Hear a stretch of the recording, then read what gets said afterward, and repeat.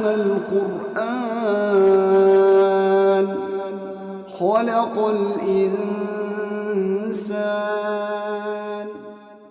اعوذ باللہ من الشیطان الرجیم. بسم اللہ الرحمن الرحیم. وَإِذْ قُلْتُمْ يَا مُوسَىٰ لَن نُّؤْمِنَ لَكَ حَتَّىٰ نَرَى اللَّهَ جَهْرَةً فَأَخَذَتْكُمُ الصَّاعِقَةُ وَأَنْتُمْ تَنظُرُونَ.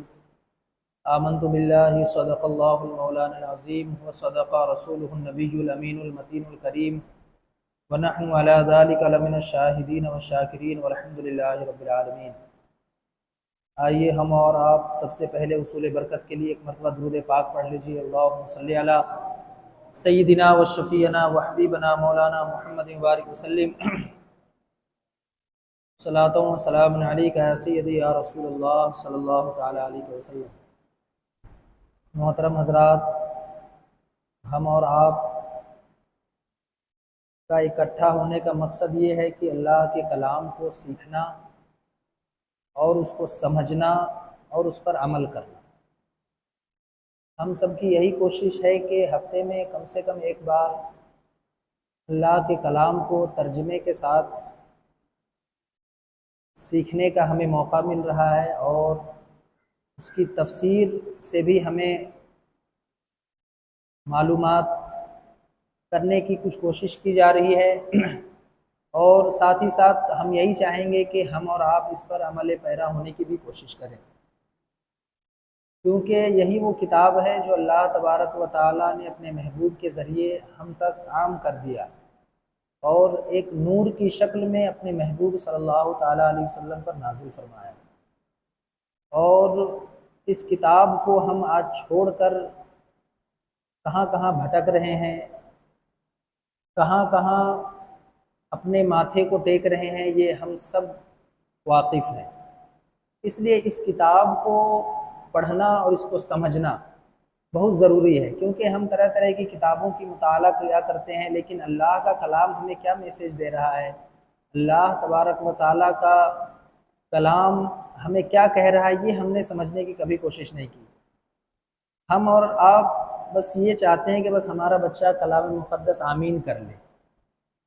یہ ایک فارمیلٹی کے طور پہ ہم یہ کیا کرتے ہیں، جو ہم سب ایک طرح سے اللہ کے کلام کے ساتھ ناانصافی کر رہے ہیں، کیونکہ اللہ کا کلام صرف پڑھنے کے لیے نہیں دیا گیا، بلکہ آپ کی زندگی کا شعور بتایا گیا کہ آپ اللہ کا کلام پڑھیں، اور اپنی زندگی کی اصل وجہ کیا ہے اس میں اللہ تبارک و تعالیٰ نے اس میں بتا دیا کہ آپ اسے پڑھیں اور اس کو سمجھیں. یہ آپ کے لیے ہی میں نے اپنے محبوب صلی اللہ تعالیٰ علیہ وسلم پر نازل فرمائی.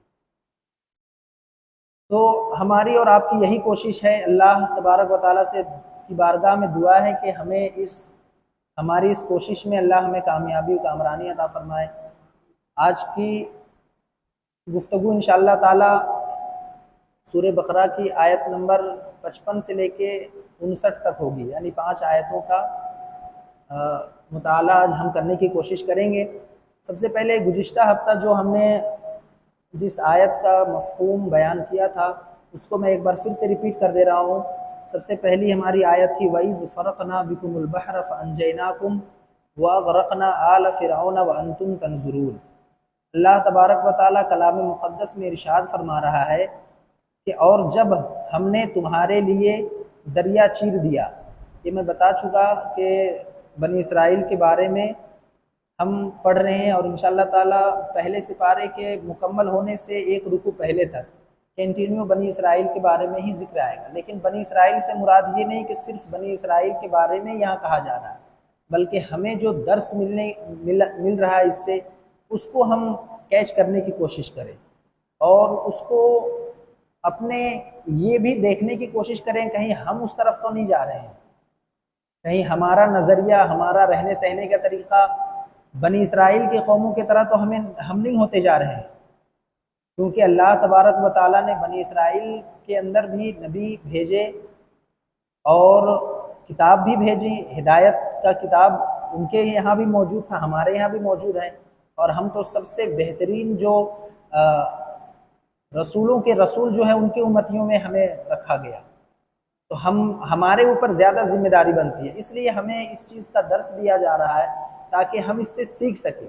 کہیں کلام مقدس میں فرمایا گیا بنی اسرائیل کے بارے میں وَأَنِّي فَضَّلْتُكُمْ عَلَى الْعَالَمِينَ، یعنی تمام جہان والوں پر اللہ تبارک و تعالیٰ نے بنی اسرائیل کو فضیلت دی تھی۔ لیکن بعد میں کیا حشر ہوا ان کے ساتھ؟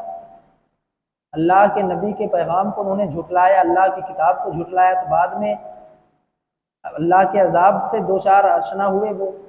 اس لیے ہمیں اس کچھ بنی اسرائیل کے واقعات سے بھی ہمیں اس سے سیکھنے کی ضرورت ہے۔ وَإِذْ فَرَقْنَا بِكُمُ الْبَحْرَ فَأَنْجَيْنَاكُمْ وَأَغْرَقْنَا آلَ فِرْعَوْنَ وَأَنْتُمْ تَنْظُرُونَ، اور جب ہم نے تمہارے لیے دریا کو چیر دیا اور تمہیں اس پار کرا دیا، یعنی کہ دریا کے بیچ میں حضرت موسیٰ علیہ السلام اور بنی اسرائیل تھے، اور جب کہیں راستہ نظر نہیں آ رہا تھا اور پیچھے فرعون کا لشکر تھا، کوئی راستہ نظر نہیں آ رہا تھا، تو اللہ کے حکم سے حضرت موسیٰ علیہ السلام نے اپنا عصا دریا میں مارتے ہیں اور اس سے ایک راستہ تیار ہو جاتا ہے، اور حضرت موسیٰ علیہ السلام اور بنی اسرائیل اس دریا کے اس پار ہو جاتے ہیں۔ اللہ کا کلام یہی کہہ رہا ہے، اور جب ہم نے تمہارے لیے دریا چیر دیا اور تمہیں اس پار کر دیا اور فرعونیوں کو تمہارے نظروں کے سامنے ڈبو دیا۔ وَإِذْ فَرَقْنَا بِكُمُ الْبَحْرَ فَأَنْجَيْنَاكُمْ وَأَغْرَقْنَا آلَ فِرْعَوْنَ وَأَنْتُمْ تَنْظُرُونَ۔ اگلا آیت کہتا ہے وَإِذْ وَاعَدْنَا مُوسَىٰ 40 لَيْلَةً ثُمَّ اتَّخَذْتُمُ الْعِجْلَ مِن بَعْدِهِ وَأَنْتُمْ ظَالِمُونَ، اور ہم نے موسیٰ سے 40 راتوں کا وعدہ کیا، پھر تم نے اس کے بعد بچڑا پوجنا شروع کر دیا اور ظالم ہو گئے۔ یہ واقعہ میں بیان کر چکا، میں مختصر انداز میں بیان کرتا چلتا ہوں۔ اس کے بعد ہے آیت نمبر 52 ثم عفونا عنکم من بعد ذلک لعلکم تشکرون، یعنی بچڑا پوجنے کے بعد بھی اللہ تبارک و تعالیٰ نے انہیں معاف کر دیا۔ اللہ کا کلام کہہ رہا ہے ثم عفونا عنکم من بعد ذلک لعلکم تشکرون، لیکن ہم نے باوجود اس کے، ثم عفونا عنکم من بعد ذلک، لیکن ہم نے باوجود اس کے پھر بھی تمہیں معاف کر دیا۔ اگلا آیت کہتا ہے وَإِذْ آتَيْنَا مُوسَى الْكِتَابَ وَالْفُرْقَانَ لَعَلَّكُمْ تَهْتَدُونَ، اور ہم نے موسیٰ کو تمہاری ہدایت کے لیے، بنی اسرائیل کی ہدایت کے لیے کتاب اور معجزے عطا فرمائے۔ فرقان کا معنی میں بیان کر چکا۔ اگلا آیت کہتا ہے وَإِذْ قَالَ مُوسَىٰ لِقَوْمِهِ إِنَّكُمْ ظَلَمْتُمْ أَنفُسَكُمْ بِاتِّخَاذِكُمُ الْعِجْلَ فَتُوبُوا إِلَىٰ بَارِئِكُمْ فَاقْتُلُوا أَنفُسَكُمْ ذَٰلِكُمْ خَيْرٌ لَكُمْ عِندَ بَارِئِكُمْ فَتَابَ عَلَيْكُمْ إِنَّهُ هُوَ التَّوَّابُ الرَّحِيمُ، اور جب موسیٰ نے اپنے قوم سے کہا اے میری قوم، تم نے بچھڑا بنا کر اپنی جانوں پر ظلم کیا، تم نے بچھڑا بنا کر اپنی جانوں پر ظلم کیا، تو اپنے پیدا کرنے والے کی طرف رجوع لاؤ، یعنی اللہ تبارک و تعالیٰ کی بارگاہ میں توبہ استغفار کرو، تو آپس میں ایک دوسرے کو قتل کرو۔ میں اس کے بارے میں ڈیٹیل میں پچھلے جمعہ بیان کر چکا، قتل کرنے کا کیوں حکم آیا، کیونکہ ان کو فدیے کے طور پر۔ شرک اللہ تبارک و تعالیٰ کی بارگاہ میں ایک ایسا گناہ ہے جو کبھی معاف نہیں ہونے والی چیز ہے، پھر بھی اللہ تبارک و تعالیٰ نے حضرت موسیٰ علیہ السلام کی قوم بنی اسرائیل پر شرک کرنے کے باوجود بھی ان کے ایک دوسرے کو قتل کرنے کے وجہ سے ان کو وہ فدیہ کے طور پر وہ قتل و غارت ہوئے اور ان کی گناہوں کی معافی کر دی گئی۔ دوسروں کو قتل کرو، یہ تمہارے پیدا کرنے والے کے نزدیک تمہارے لیے بہتر ہے، تو اس نے تمہاری توبہ قبول کی، بے شک وہی بہت توبہ قبول کرنے والا مہربان ہے۔ آج کی آیت نمبر سورہ بقرہ کی 55 ہے، 55۔ وَإِذْ قُلْتُمْ يَا مُوسَىٰ لَن نُّؤْمِنَ لَكَ حَتَّىٰ نَرَى اللَّهَ جَهْرَةً فَأَخَذَتْكُمُ الصَّاعِقَةُ وَأَنْتُمْ تَنظُرُونَ۔ اللہ تبارک و تعالیٰ کلام مقدس میں ارشاد فرما رہا ہے اور جب تم نے کہا تھا وَإِذْ قُلْتُمْ يَا مُوسَىٰ، اور جب تم نے کہا تھا اے موسیٰ، ہم اس وقت تک ہرگز تمہارے خدا کو نہیں مان لیں گے جب تک اللہ کو ہم خود اپنی آنکھوں سے نہ دیکھیں۔ یہ کہہ رہی بنی اسرائیل۔ اب دیکھیے بنی اسرائیل پر اللہ تبارک و تعالیٰ کے کتنے انعام ہوئے، کتنی فضیلت دی گئی انہیں، پھر بھی وہ باز نہیں آ رہے۔ ان کے لیے دریا سے راستے بنا دیے گئے، ان کے لیے ابھی آگے ذکر آئے گا من و سلویٰ کا، یعنی کھانے پینے کا، اور کوہ سینا میں جو بالکل ریگستان جیسی جگہ، وہاں پہ اللہ تبارک و تعالیٰ نے ان کو سایہ عطا فرمایا، اور اتنے فضیلت دی ان کو کہ اس سائے کے اندر میں جب رہتے وہ، تو نہ ان کے کپڑے میلے ہوتے، نہ ان کے ناخن بڑھتے۔ اللہ تبارک و تعالیٰ نے اتنے رحم و کرم ان پر عطا فرمایا، پھر بھی وہ بات بات پر حضرت موسیٰ علیہ السلام کو کوستے کہ اے موسیٰ ایسا کیوں نہیں ہے، ایسا ہونا چاہیے، ویسا ہونا چاہیے۔ تو اللہ تبارک و تعالیٰ کا کلام یہی کہہ رہا ہے وَإِذْ قُلْتُمْ يَا مُوسَىٰ لَن نُؤْمِنَ لَكَ حَتَّىٰ نَرَى اللَّهَ جَهْرَةً فَأَخَذَتْكُمُ الصَّاعِقَةُ وَأَنْتُمْ تَنظُرُونَ، اور جب تم نے کہا تھا اے موسیٰ ہم اس وقت تک ہرگز تمہارا یقین نہیں کریں گے جب تک اللہ کو ہم خود بخود نہ دیکھ لیں.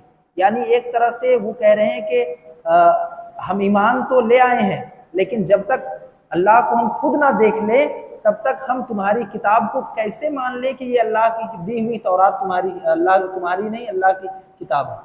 تو ہم جب تک اللہ کو نہیں دیکھ لیں گے ہم اس پر یقین نہیں کریں گے. آگے کہتا ہے کھلی آنکھوں سے نہ دیکھ لے. نتیجہ یہ ہوا کہ ایک زوردار کڑک سی آواز آئی آسمان سے، اور اس آواز کے بدلے میں اللہ تبارک و تعالیٰ نے جتنے حضرت موسیٰ علیہ السلام کے ساتھ لوگ تھے سب کے سب ہلاک ہو. اللہ کو ایک طرح سے یہ چیلنج کرنا تھا کہ ہم تم کو جب تک نہیں دیکھ لیتے ہم تمہارے اوپر ایمان نہیں لائیں گے. تو ہوا کیا تھا یہ واقعہ میں بتاتا چلوں تاکہ آپ کو سمجھ میں آ جاوے.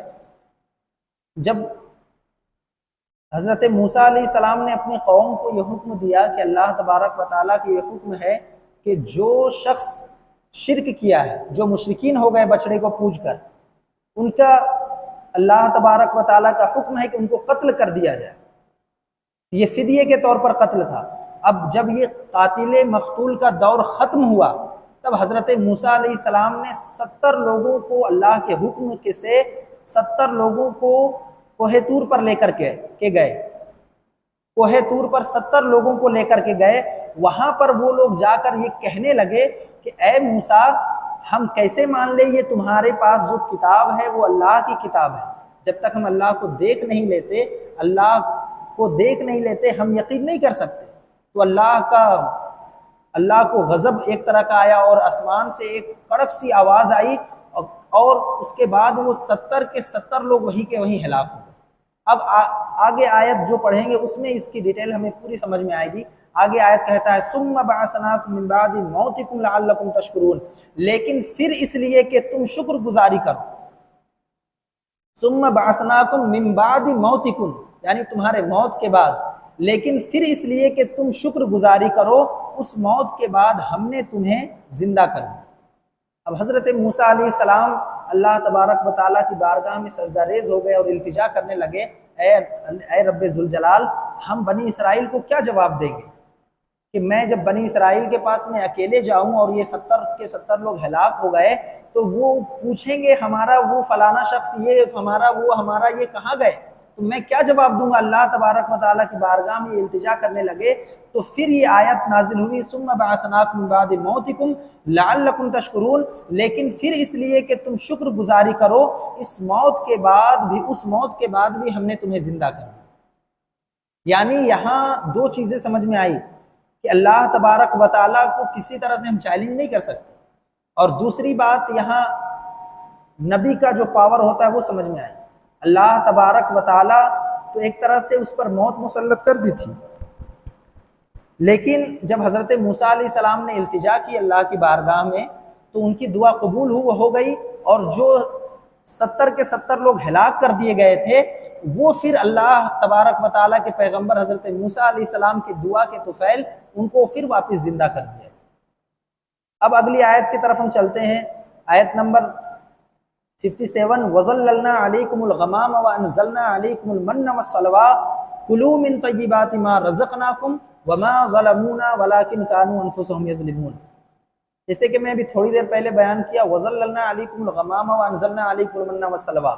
من اور سلوہ کا علیکم الغمامہ یعنی جب حضرت موسیٰ علیہ السلام بنی اسرائیل کو لے کر کے کوہ سینا پر مصر سے لے کر کے جب آ گئے تو بہت منانے کے بعد کچھ لوگوں نے مانا کہ حضرت ہارون علیہ السلام اور حضرت موسیٰ علیہ السلام نے بہت منانے کے باوجود کچھ لوگوں نے مانا کچھ لوگ نہیں مانا، پھر بھی ایک دوسرے کی وجہ سے آ گئے. لیکن جب کوہ سینا میں وہ آ گئے اور یہاں تک کہ اللہ کے اتنی بڑے کارنامے، اللہ کے اتنے بڑی مدد آئی ان کی اس سفر میں، پھر بھی کچھ بھی تھوڑی سی پریشانی آتی حضرت موسیٰ علیہ السلام کو بنی اسرائیل کی قوم کوسنے لگتی تھی. اے موسیٰ علیہ السلام یہ کیا ہوگا، ہم کھائیں گے کیا، ہم پیئیں گے کیا، رہیں گے کیسے اس ریگستان میں. تو اللہ تبارک و تعالیٰ کی بارگاہ میں حضرت موسیٰ علیہ السلام، حضرت ہارون علیہ السلام التجا کرتے ہیں، دعا کرتے ہیں، درخواست کرتے ہیں، تو ان کے لیے کیا نازل ہوتا ہے اس آیت میں بیان کیا جا رہا ہے۔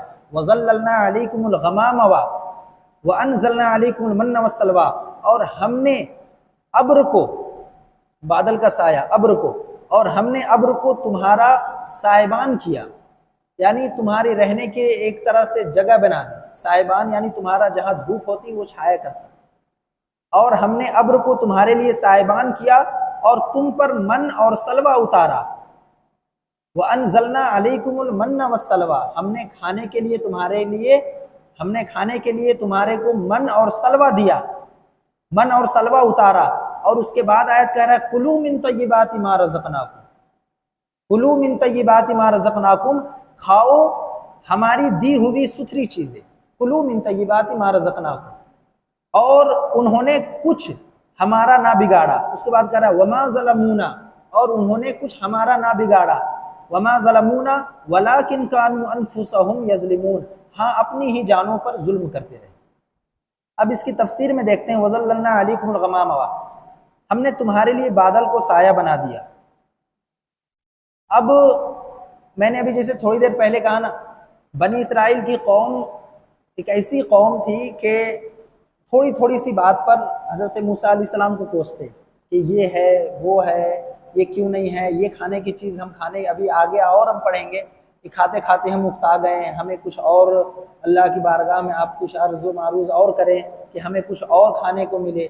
وَظَلَّلْنَا عَلَيْكُمُ الْغَمَامَ، جب ان کے لیے ریگستان جیسی جگہ پر جب رہنا مشکل ہونے لگا تو حضرت موسیٰ علیہ السلام سے وہ دریافت کیے کہ آپ اللہ کی بارگاہ میں دعا کریں، تو انہیں ابر کے طرح، یعنی ایک آسمان کے اوپر، آسمان میں انہیں ایک طرح کا سایہ فراہم کر دیا گیا تاکہ آپ آرام سے اس میں رہ سکے۔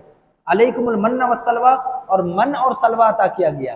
اب من اور سلوہ سے مراد یہ ہے کہ صبح صادق سے طلوع آفتاب تک اللہ کے طرف سے ایک میٹھی قسم کے رزق اترا کرتا تھا، وہ صرف بنی اسرائیل کے لیے، بنی اسرائیل کے لیے صبح صادق سے لے کر طلوع آفتاب تک ایک من، ایک میٹھی غذا تھی جس کو تمام بنی اسرائیل کے لوگ اکٹھا کر لیتے اور دن بھر کھاتے پھرتے۔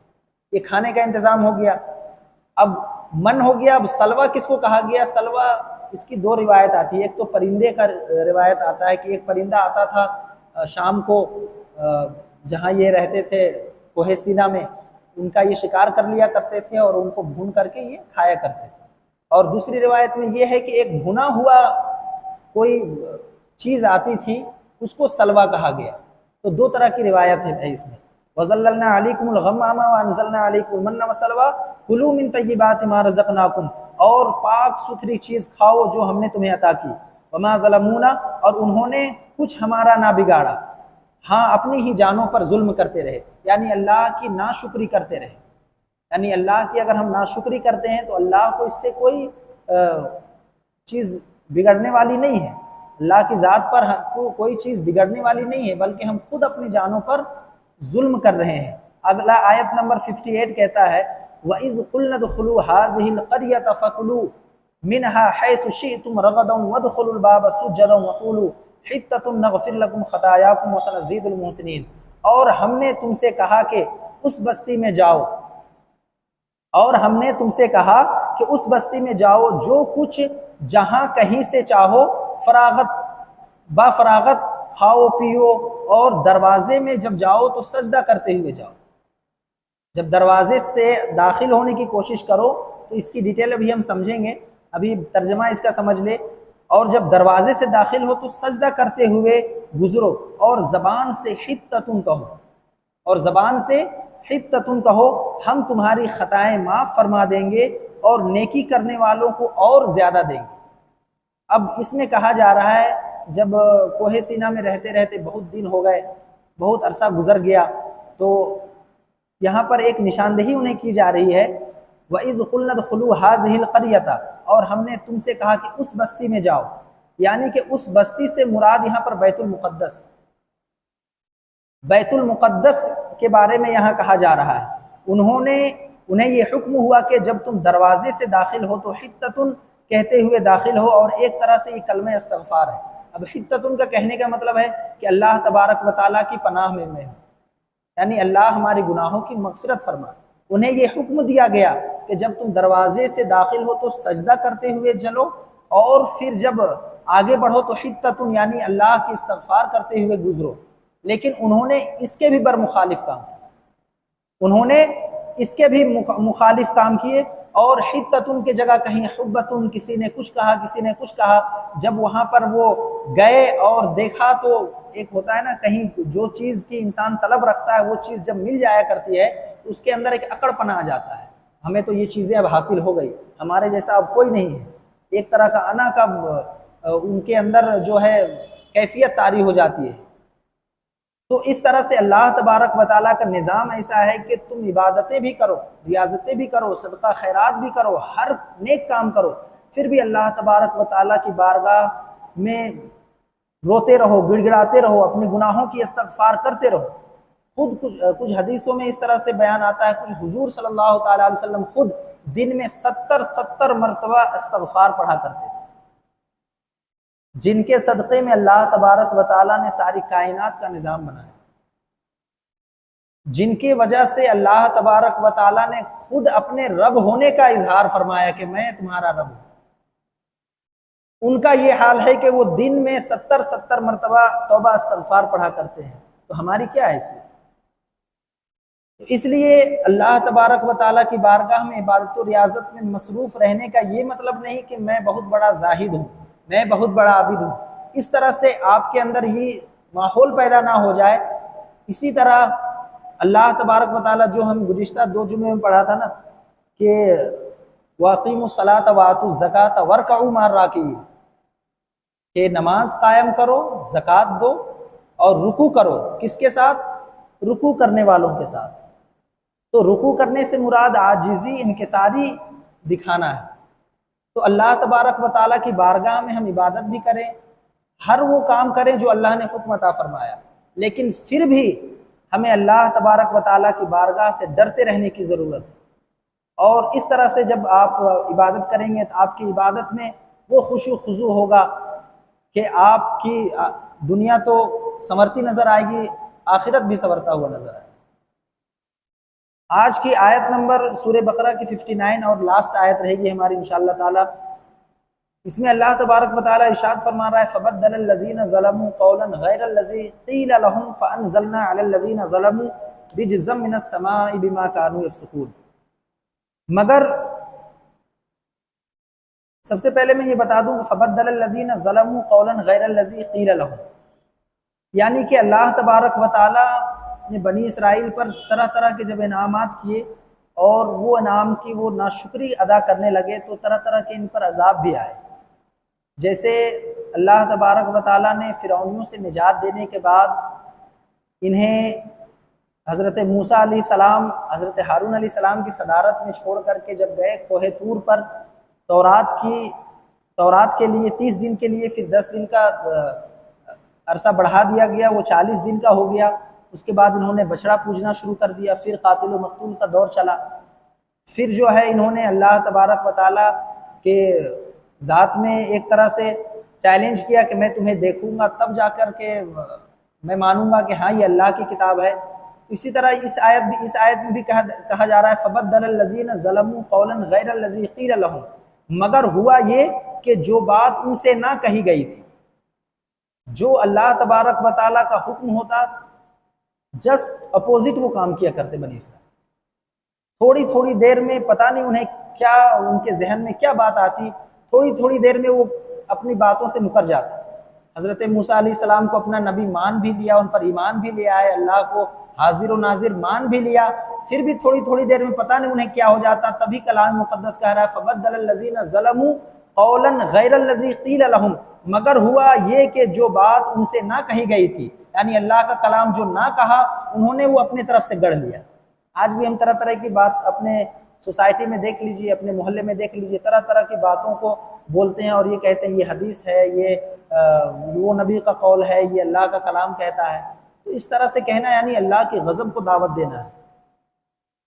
تو یہ تو شکر ہے اللہ تبارک و تعالیٰ کا کہ ہم ایسے نبی کی امتی میں ہیں کہ ہم پر جسٹ فوری طور پہ عذاب نہیں آتا۔ تو کلام مقدس یہی کہہ رہا ہے فَبَدَّلَ الَّذِينَ ظَلَمُوا قَوْلًا غَيْرَ الَّذِي قِيلَ لَهُمْ، مگر ہوا یہ کہ جو بات ان سے نہ کہی گئی تھی ظالموں نے اسے بدل کر ایک اور بات نہیں بنا دی۔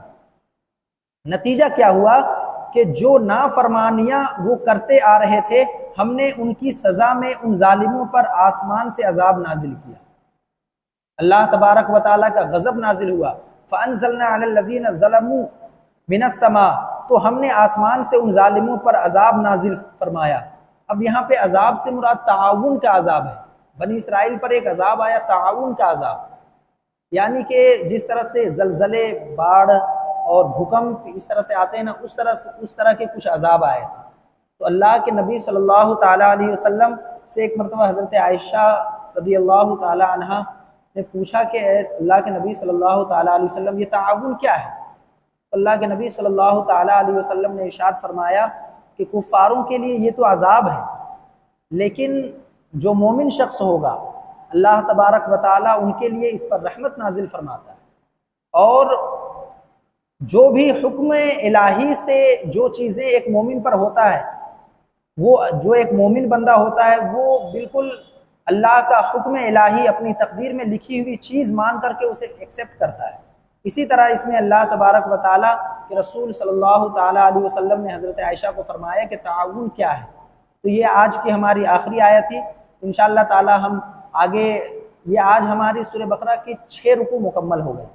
اللہ کا شکر ہے انشاءاللہ تعالیٰ کل سے ہم 7واں رکوع، اگلے ہفتے سے ہم 7ویں رکوع کی طرف، تلاوت کی طرف رجوع کریں گے، اور انشاءاللہ تعالیٰ آگے بھی سمجھنے کی کوشش کریں گے۔ اللہ تبارک و تعالیٰ کی بارگاہ میں دعا ہے ہمیں اور آپ سب کو اللہ کا کلام پڑھنے، سمجھنے اور اس پر عمل کرنے کی توفیق و رفیق عطا فرمائے۔